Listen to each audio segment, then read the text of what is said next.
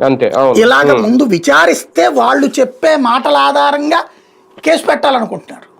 అవును. మిథున్ రెడ్డికి ఎందుకు వెసులుబాటు ఇచ్చింది సుప్రీంకోర్టు?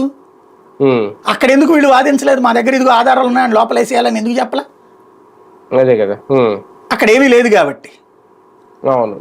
కసిరెడ్డి కూడా ఇప్పుడు ఎందుకు దొరకట్లేదు? సుప్రీంకోర్టులో ట్రై చేసుకుంటున్నాడు కాబట్టి. సుప్రీంకోర్టులో బెయిల్ దొరికితే ఆటోమేటిక్గా అతను కూడా వస్తాడు తెర ముందుకి, అప్పుడు మాట్లాడతాడు అతను.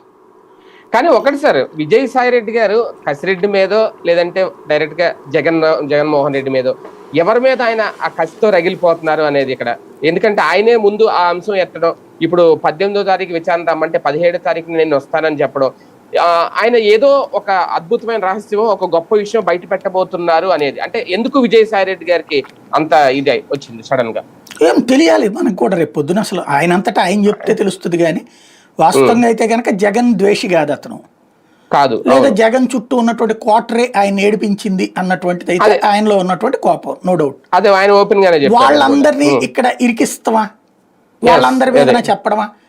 అవును. అయితే దానివల్ల శత్రువులు పెంచుకోవడం తప్పించి లాభపడేది ఏముంటుంది?